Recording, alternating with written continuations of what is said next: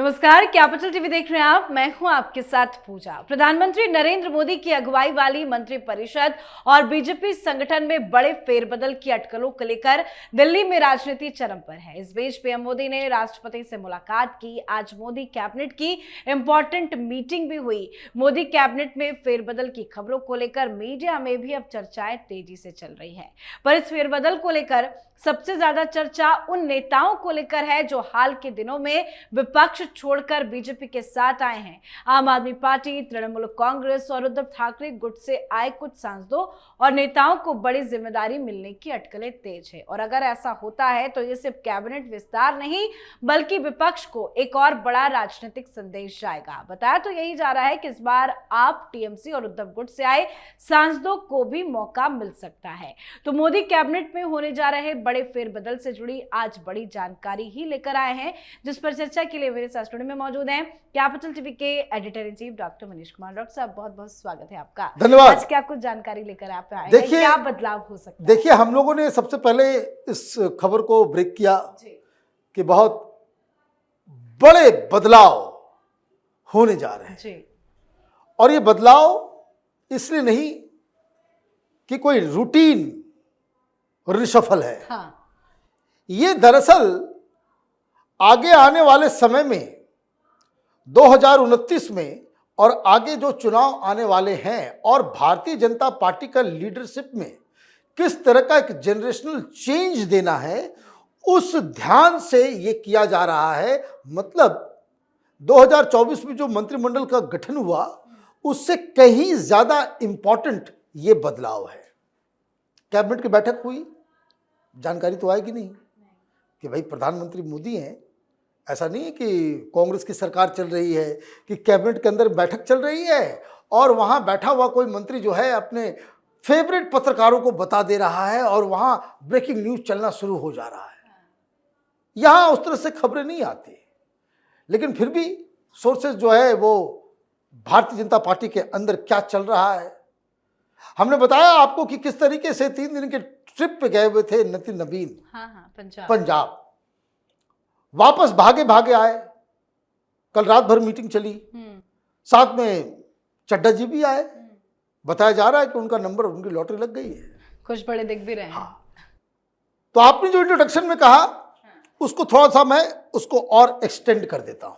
बहुत सारे नए नाम भी मैं आपको बताऊंगा अभी कि कौन कौन का, किस किस का नंबर लग गया है, कौन कौन जो है वो बिल्कुल बाहर जाने वाले हैं और क्यों जाने वाले हैं।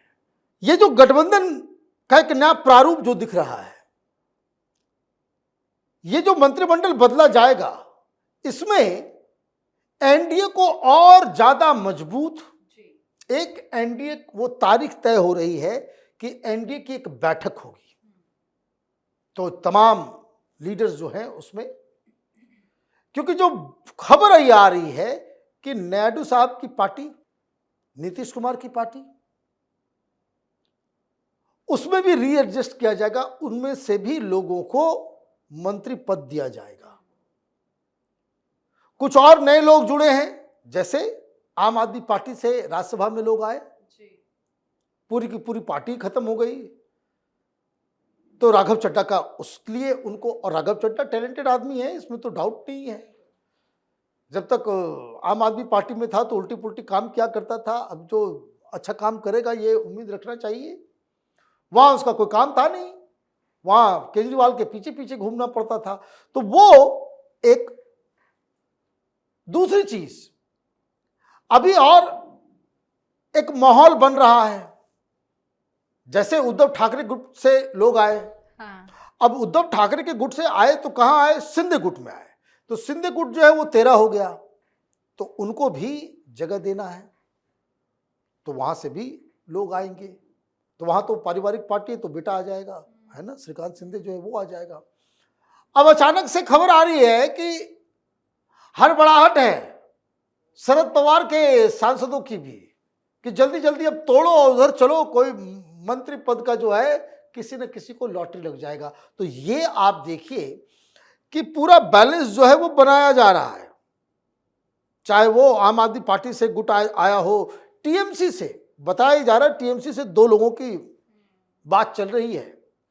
दो मंत्री पद, एक तो काकोली घोष दस्तेदार, उनका तो ऑलमोस्ट सेट है। कोई दूसरा जो बार बार सामने आकर के शताब्दी रॉय को लेकर के, क्योंकि जाना पहचाना फेस है, जो लोग आज की जनरेशन को नहीं मालूम होगा, शताब्दी रॉय वो कभी बिल्कुल बांग्ला फिल्म की जो है नंबर 1 एक्ट्रेस हुआ करती थी। तो शताब्दी रॉय का भी नंबर, काकोली घोष का भी नंबर जो है वो लग सकता है। ये सारी चीजें हो रही है। नायडू साहब भी कुछ अपने लोगों को बदलने की कोशिश कर रहे हैं और वहां मंत्रिमंडल में जो है आप ये देखिए, न सिर्फ बीजेपी बल्कि एनडीए के पार्टिसिपेशन और एनडीए के बीच सामंजस्य कैसे बिठाया जाएगा, वो भी एक चिंता है। ये बात कल हम अपने प्रोग्राम में नहीं बता पाए थे, वो लंबा हो जाता वीडियो। तो एक generational change, number 2 performance, deadwood, non performing assets, NPA, और उसकी संख्या बताई जा रही है 12 मंत्रियों की छुट्टी on just account of non performance, जिसमें कुछ लोगों को, अब जैसे कुरियन साहब के बारे में खबर आई, कल हमने बताया कि इस्तीफा हो गया। बिट्टू साहब का भी आज इस्तीफा हो जाएगा। बिट्टू साहब को भी थैंक यू कहा जा रहा है। उन्होंने तो बता दिया है कि वो चुनाव लड़ने में दिलचस्प है। पंजाब में जाकर के वो चुनाव लड़ेंगे।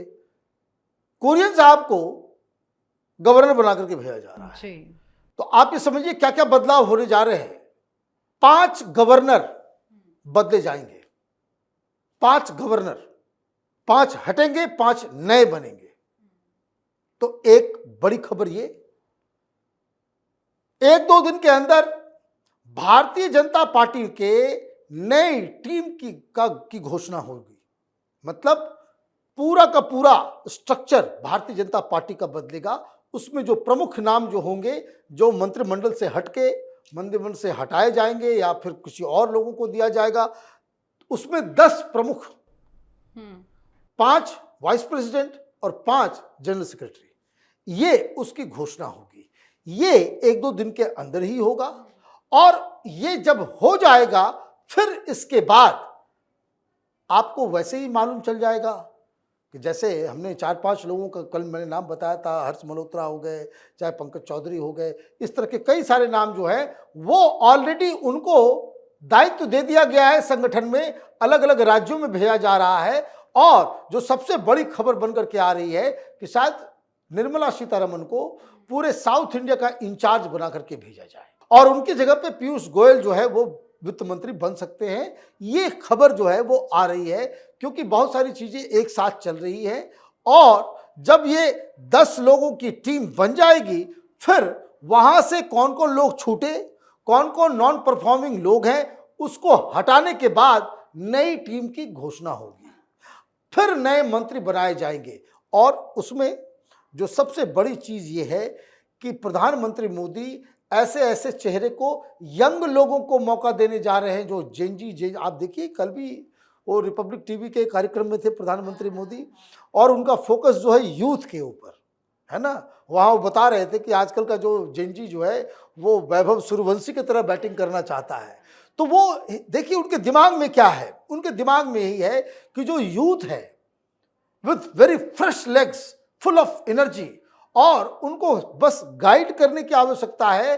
वो मंत्रालय में 4 चांद लगाएंगे, काम करेंगे, मेहनत करेंगे, क्योंकि उनके पास एनर्जी भी, और बहुत सारे लोग एज भी हो गया, 70 प्लस के बहुत सारे लोग हैं जो बिल्कुल अब बैठे हुए हैं, उनको नहीं मन लग रहा है क्योंकि बहुत सारी चीज़ें नहीं हो पा रही ना। पहले मंत्री का जो सुख मिला करता था मंत्री बनने का, वो प्रधानमंत्री मोदी के साथ वो सुख नहीं मिलता। लोग परेशान हो रहे हैं, कि परेशान चल रहे हैं कि भाई इतना काम मंत्री बनने से क्या फायदा, आराम ही छीन गया है। तो वो इसलिए फोकस जो है वो युवाओं के ऊपर होगा।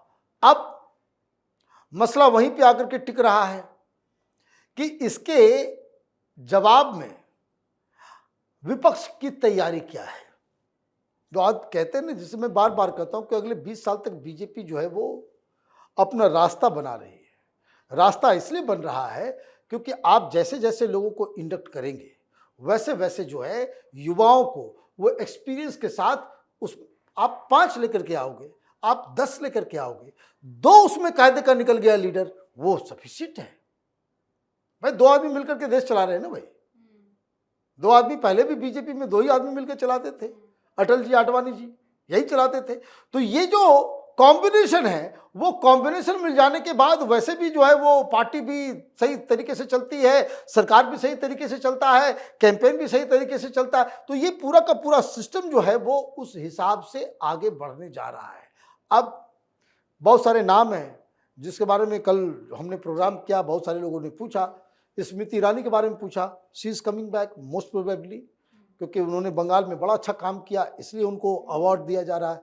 ये कांग्रेस पार्टी नहीं है कि जहां फेलियर को जो है वहां अवार्ड मिलता है और जो अच्छा काम करता है कांग्रेस पार्टी में उसको दरकिनार कर दिया जाता है।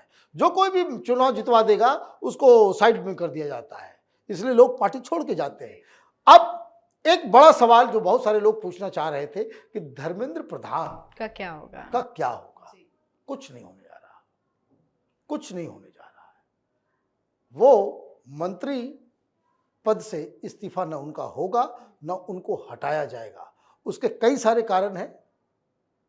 ये जो कॉकरोच वॉकरोच जो चल रहा है, देखिए कैसे, भाई अमित शाह को तो मानना पड़ेगा भाई, ये कॉकरोच वाले का आंदोलन ये न मर पा रहा है, उसको नहीं कहते कि भाई कि उसको लकवा मार दिया है, न हिल पा रहा है, न डुल पा रहा है, न खड़ा हो पा रहा है, न मोमेंटम कुछ आ पा रहा है। आप देखिए कि पूरा का पूरा क्या बवाल काटा था, क्या वो जो हेलुसिनेशन में रहने वाले पत्रकार और एनालिस्ट वो ये कह रहे थे कि ये जैन जी का बहुत बड़ा, आप देखिए कैसे बेमौत मारा गया।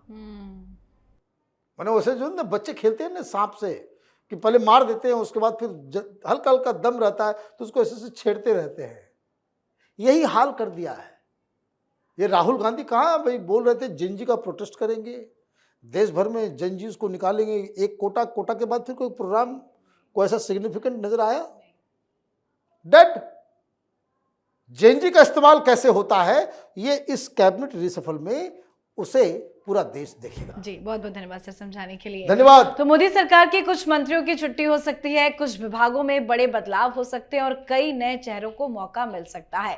अब इंतजार सिर्फ उस पल का है जब मोदी सरकार अपने पत्ते खोलेगी। कौन मंत्री बनेगा, कौन बाहर जाएगा, किसे नई जिम्मेदारी मिलेगी और किसकी राजनीतिक किस्मत चमकेगी, इसका जवाब आने वाले दिनों में मिलेगा। लेकिन इतना तय है कि अगर ये फेरबदल होता है तो उसका असर सिर्फ दिल्ली तक सीमित नहीं रहेगा, बल्कि 2027 के चुनावी रन और 2029 की लड़ाई तक महसूस किया जाएगा। तो इस पर आप भी अपनी राय कमेंट करके लिखिएगा। देखते रहिए कैपिटल टीवी। नमस्कार।